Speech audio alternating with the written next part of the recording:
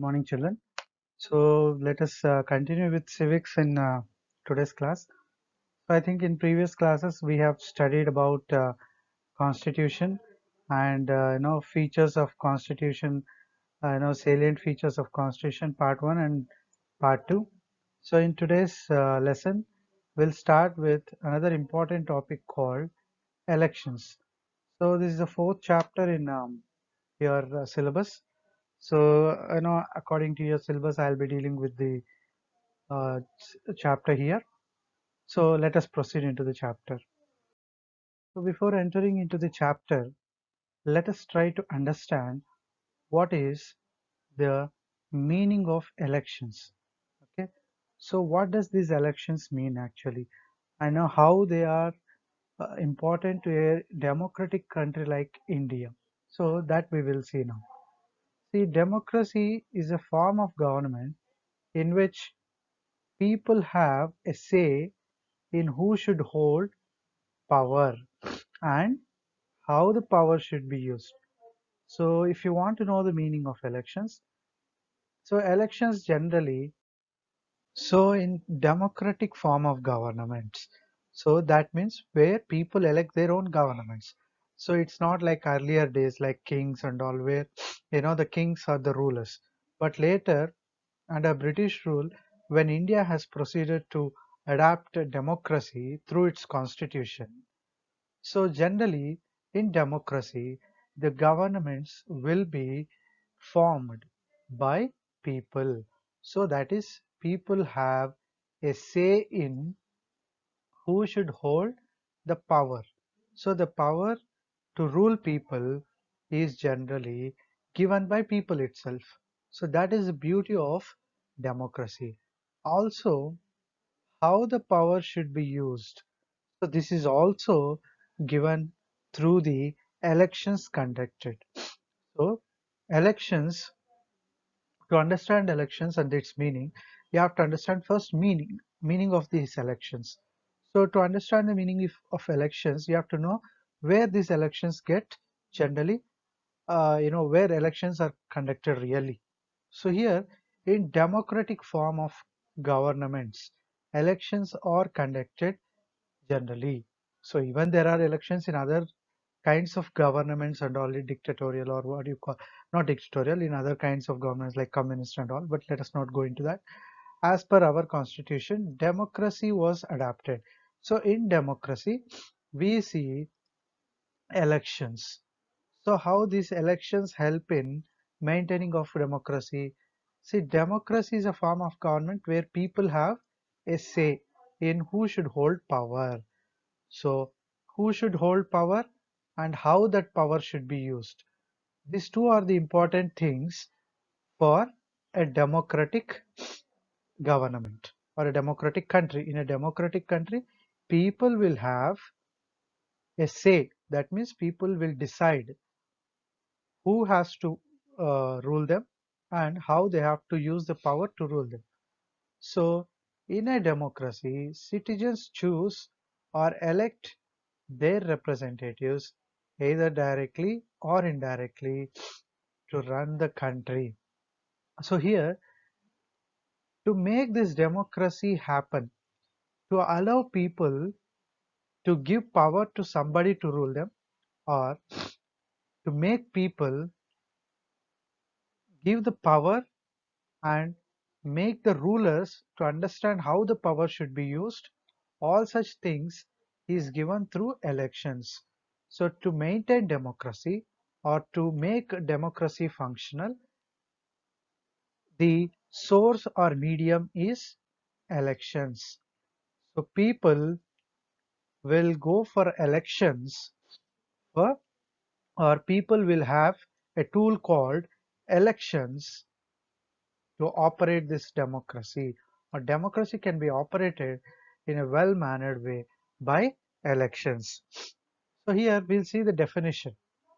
So in democracy, citizens choose or elect their representatives. So to transfer the power from people to their rulers or representatives, people has to choose their representatives. So either they can choose directly or indirectly. So democracy we understood now. Let us try to understand what is election. It is a procedure whereby persons are chosen by voting to represent the voters for running the government. So people are here. So let me say here, these are people, and now these people they have to form a government. So this government is elected through elections. So what is government here? The elected representatives of people. So whoever gets majority, so they can form the government here. So here people use election as a procedure. So whereby the persons are chosen. So all people will elect certain persons or they will choose the persons by voting.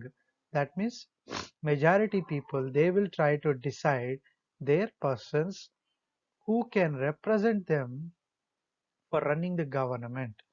So people are here and they choose representatives, and these representatives will represent people in government. That means people themselves are ruling them. So the people ruling themselves through elected representatives is called an election. So election is conducted by voting. So the people will directly or indirectly they will choose the persons. So the choosing of the person is called voting.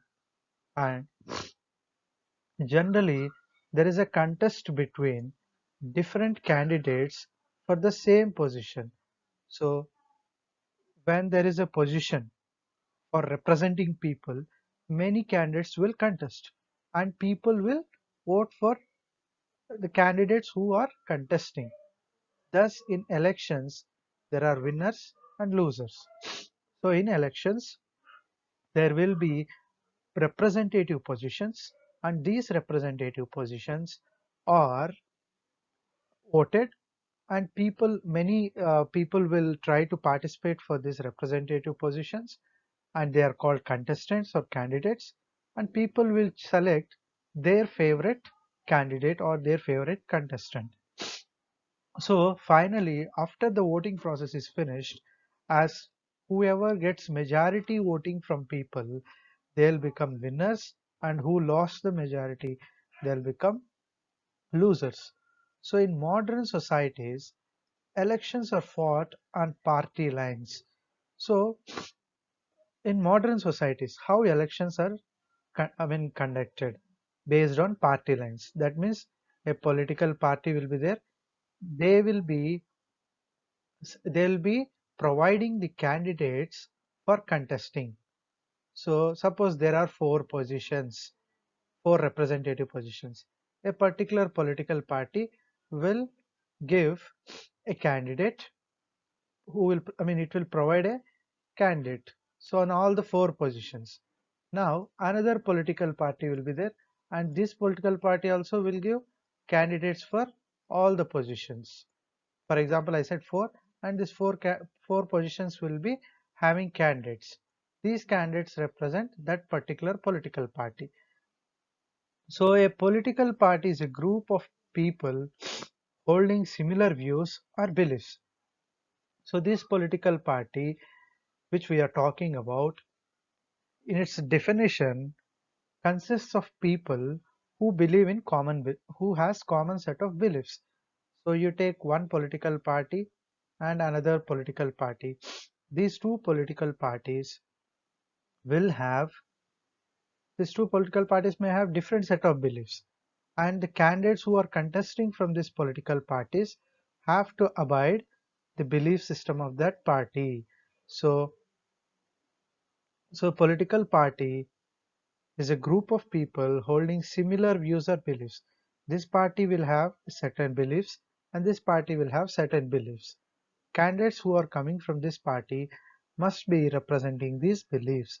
Later, when these party people, when they contest, people will vote for their favorite party. So on party basis, people will vote. So when they vote, that means they are trying to understand the political system of that party. So any political party or a combination of parties getting the largest number of votes form the government. So what happens once voting process is finished? Suppose party 1 and party 2 contested for a position. I'm saying with an example. And people have voted more votes for party 1. Then this party 1 has the candidate representing party 1 is said to be winner, and the candidate said with party 2 is said to be loser. Sometimes if there is a third party, okay, and what happens is, so sometimes a single party may not get majority votes, and those times what happens, party 1 and party 3, if they have friendly relations, they can come together and form government. So here any political party or a combination of parties getting the largest number of votes. So in democracy, majority decision will prevail. So the party which got or the parties which got largest number of votes, they can see this largest number of votes is very important. So party with largest number or parties with largest number of votes, they can form an important institution to run the people called government. So government is an important institution which is formed by political party or political parties that has got largest number of votes. So this is about the meaning of elections. So after understanding the meaning of elections, so where we have studied about democracy and what is a party, political party, we just defined them fundamentally. So then come the kinds of elections. So election is a process where through voting people will elect their representatives. So here there are different kinds of elections. So one is direct elections. So people of India directly elect their representatives to Lok Sabha and state legislative assemblies. So we are discussing about the kind of elections. So one is direct elections. What do you mean by direct elections? So people of India directly elect their representatives to Lok Sabha and state legislative assembly. So in India, people will participate in direct elections. So where they will participate in direct elections? To elect representatives for Lok Sabha. So Lok Sabha is the lower house in our parliament. So to elect the members of Lok Sabha and to elect the members of state assemblies, people of India will participate in direct elections. So the people themselves will go to the polling booth. They themselves personally vote for the candidate of their choice. And who are these candidates? Candidates will be contestants for Lok Sabha as well as state legislative assemblies. Here, for Lok Sabha, they are called MPs, and here for state legislative assembly, they are called MLAs. So, to elect MLAs and MPs of Lok Sabha, see, to elect MLAs of assembly, their particular state assembly, and MPs of their Lok Sabha, people of India will take up direct voting process. What is direct voting process? The people themselves will go personally vote for the candidate from to the political party which he belongs. And the members of the state legislative assembly, as I said just now, they are known as MLAs, are directly elected by people of that particular state. So in India we have a number of states. Each state it has its own legislative assemblies. So for that legislative assembly, the people of that particular state will vote their representatives called MLAs. So MLAs of states are elected directly by the people of that particular state. and the members of the Lok Sabha are known as members of parliament or MPs, or they can even be called as members of Lok Sabha. So similarly, so the representatives who, so these MPs are also contesting from states, but there are a group of constituencies called MP constituencies. So three or four mandals or something like that, they together form a constituency for parliament member, Lok Sabha member, and they will be elected by the particular people directly through voting process. So generally when they go for voting process, general election, you take Andhra Pradesh. So Andhra Pradesh we have, and a person of Andhra Pradesh during elections, he'll go to polling booth, and here there will be a counter for MLA voting and another counter for MP voting. So if their constituency comes under MP, so generally, there will be an MP counter and MLA counter. So people will go, a person will go, he will vote for MLA candidate directly of his choice, and he will also vote for a MP candidate directly. So that is about the introduction part of the election. And under the existing political system, elections are held on party lines. So this MLA will represent, he belongs to political party, and this MP also will belong to one political party. So they may see it is a choice of people. They may elect MP and MLA from same political party, or else they can also elect these two separately from two different political parties. It doesn't matter. It is ultimately the choice of the people. But these MPs and MLAs, they are part of a political party, and they are elected by looking at the party from which they are representing. So a party may be, you take in India, it may be Congress or BJP or the communists. There are many political parties. So each party will have a candidate for their MP as well as MLA. So people will vote based on party lines.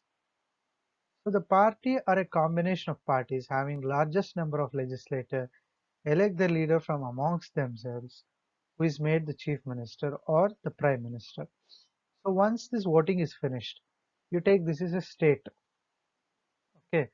So in a state, for assembly, the MLAs are elected.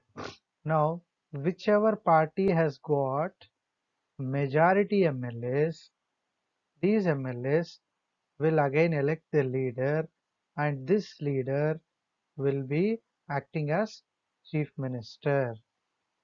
Understood? Now, MPs, I was telling within the state, from the state only, again, MPs will be elected for Lok Sabha. So, whichever political party has got majority MPs, they will again elect their leader, and this leader will be serving as Prime Minister of country. Understood? So, there is leader elected by these political representatives called chief ministers at state level and prime minister at central level. So this is about the direct election. So see here in democracy, first what will happen? People will elect their representatives, right? And these representatives will form government, and this government will make laws, and people has to obey these laws again. So this is a cycle which continues every 5 years in India. So people will keep on electing whenever the time comes, and every 5 years these elections will occur. So this direct elections. So this is the fundamental information. So coming to the other kind of elections called indirect elections. So the word indirect itself says that the people are not directly voting. So there must be something happening. How they are getting elected, what is this indirect election, that we will see now. So before understanding indirect election, let us try to understand. See, parliamentary system of government in India is having, the parliament has two houses, Lok Sabha and Rajya Sabha. Whereas whereas at state level we have Vidhan Sabha and Vidhan Parishad. So here the Lok Sabha is the lower house and Rajya Sabha is the upper house. Same here also at state level, the state assembly or Vidhan Sabha is the lower house and Vidhan Parishad or the upper house, sorry, Vidhan Parishad is called upper house. So here Rajya Sabha is upper house, Lok Sabha is lower house. Generally, existence of Rajya Sabha is compulsory. So Rajya Sabha cannot be dissolved. It cannot be removed or something like that. Definitely members will be there. Always this upper house will exist. Whereas Vidhan Parishad or State Council is not compulsory to get formed. It is the decision of the state. It can create Vidhan Parishad or upper house, or it can have only its Vidhan Sabha or assembly.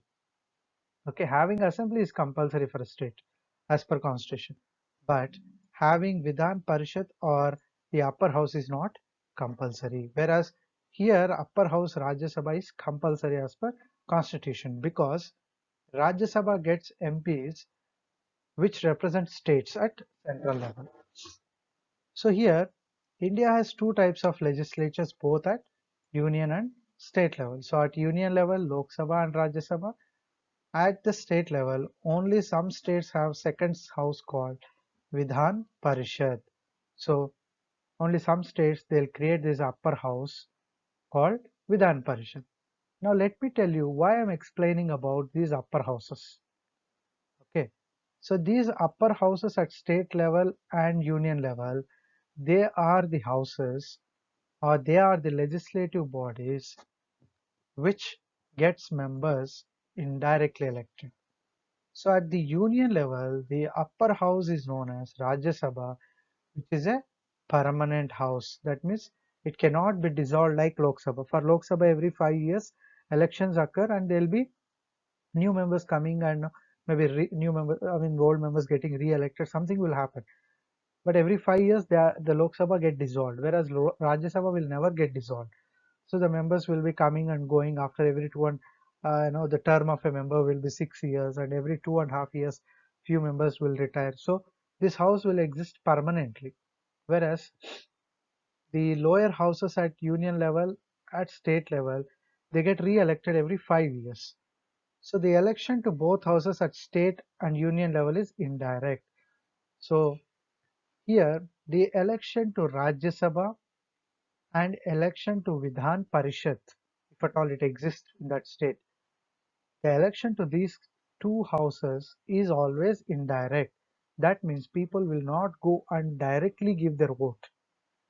So let us see what they will do to indirectly elect representatives to these bodies. So here, see, the elected representatives are not directly elected by people. For Rajya Sabha and Vidhan Parishad, or we call it as council, for these two houses, the members are not elected directly, they are elected indirectly. So here, the elected representatives of people, the elected representatives of the people elect the members of upper house. So that is, if you take, for example, Andhra Pradesh as an example, this is a state, and this Andhra Pradesh, so I'm taking Andhra Pradesh as an example. So Andhra Pradesh has directly elected representatives called MLAs, right? So these MLAs, what they'll do, they will try to elect, and these MLAs, they'll become voters, and they will elect the council members, okay, or Vidhan Parishad members. Also, these directly elected representatives will also involve in the election of Rajya Sabha MPs. So, in electing Rajya Sabha members and council members, the directly elected members for state assembly called MLAs will be very important. They will become the voters. So the representatives, the elected representatives of people will become the voters for electing the members to Rajya Sabha as well as council. Hence, this election is here. People are electing MLAs, and these MLAs are electing their council members or Parishad members or Rajya Sabha MPs. Hence, this kind of system is called indirect election. So, the elected representatives of people of upper house both at the center as well as the state. So in the case of legislative council, members are elected by members of the legislative assembly from amongst persons who are not the members of legislative assembly. So if somebody has become MLA, he is part of legislative assembly and he cannot be eligible to contest for Vidhan Parishad again. So those who are not members of legislative assembly, they will get elected to legislative council by the MLAs. Understood? So the MLAs who are members of legislative assemblies will elect members to legislative council. So these legislative council members must not be members of legislative assembly, so that the legislative members called MLAs, they can elect them to legislative council. So the Rajya Sabha consists of not more than 250 members. So Rajya Sabha is having a limit to its number. So that is 250 members can be elected to Rajya Sabha. Out of these 250, 238 members are elected by elected members of Legislative Assembly of each state. So out of these 250 members to Rajya Sabha, every state will send its Rajya Sabha members and it should not exceed 250. So in that 250 also, 238 must be sent. Okay. And remaining 12 will be nominated by the president. So among the 250 members who can accommodate in Rajya Sabha, 238 members are sent by different states and or the MLAs of different states. Okay, MLAs of different states, based on the party from which they come, they send Rajya Sabha members to the upper house or Rajya Sabha. They'll elect and they'll send members. And altogether, all states will represent 238 members. And the remaining 12 members of 250 will be nominated by President for having special knowledge or practical experience in matters such as literature, science, and social service. So what President has power is he can nominate certain people who are really helpful in contributing certain great things to Rajya Sabha. So in Rajya Sabha, see in general, some people will be, having not having fame and other things among people. Still, they can do something good for people, and they cannot have direct election. What do you call exposure and all. Such people they can come under, like they have a good knowledge on literature, science, arts, social service. They may be from that area. So they'll be directly nominated by the president. How many such members can be nominated? 12 such members can be nominated directly by president. So remaining 238 members can be sent by MLAs of political parties from different states to Rajya Sabha or upper house. So here are some of the differences between direct elections and indirect elections. So where in direct elections people vote directly for their representatives, and in indirect elections the people elect the representatives indirectly through elected representatives. For example, members of Rajya Sabha are elected by elected members of state legislative assemblies, that is MLAs. Okay. So as MLAs become voters and they elect Rajya Sabha members, this election is called indirect. Here, people are indirectly participating in Rajya Sabha member election through their direct elected members called MLAs. Hence, it is called an indirect election. Law regulates the qualifications, age of voters, and establishes eligibility requirement for state officials. So, a person who is contesting for this particular election, the qualifications, age, and everything is decided by law. Okay, as per parliamentary law, he'll get some, he needs to have some qualifications. Only after that he is eligible to contest.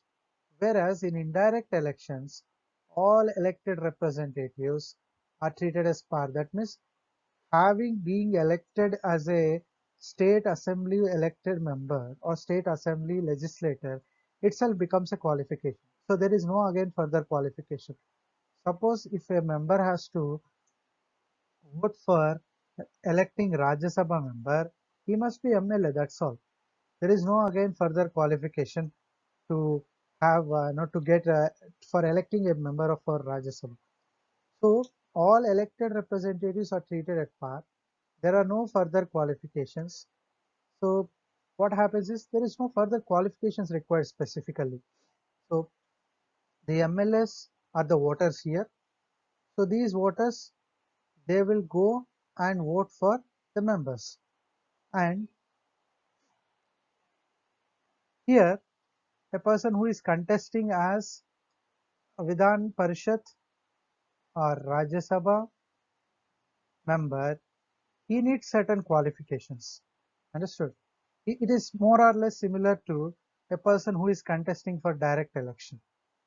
So the members who is contesting for Rajya Sabha election or state council election will have similar kind of qualification except with the age. Okay.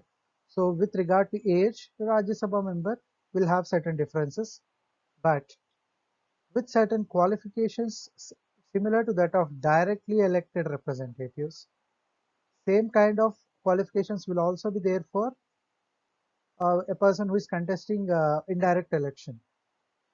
But some differences, okay, at the age and certain things they differ, but more or less they are similar. If they want to contest an indirect election, or if the person want to contest as a Rajya Sabha member or council member, almost all qualifications are similar, but few qualifications like age and all, they were different. And every adult person holds the right to vote. For electing representatives through direct elections, the voter should have right to vote thing. So he must possess the qualification to right to vote. So in India, a person who crosses the age of 18 years, who reaches the age of 18 years is eligible to vote. Whereas here, for an indirect election, every elected representative holds the right to vote. So all the MLAs will have a right to vote a Rajya Sabha member. There is very large body of voters called electorate in direct elections. So there will be a list of people, it's called electorate, and here a very small body of voters. So in indirect elections, as MLAs are the voters, they're very small compared to the normal citizens, right? So hence it is a very small body of voters. And members of legislative assemblies and members of Lok Sabha are elected directly. So who are elected through direct elections means members of legislative assemblies, that means MLAs, and members of Lok Sabha. So they are elected directly with reference by using direct elections. By using indirect elections, who are elected? Members of state councils, that means upper house at state level, or members of Rajya Sabha, they are elected indirectly, and President of India is elected indirectly. Vice President of India is elected indirectly. In all these indirect elections, okay, so the MLAs of state or MLAs and MPs are very important because they are the elected direct representatives. The directly elected representatives will elect the members to indirect, will elect the members to the upper houses or the members who want to get into indirect election. So this is about the difference between direct and indirect elections.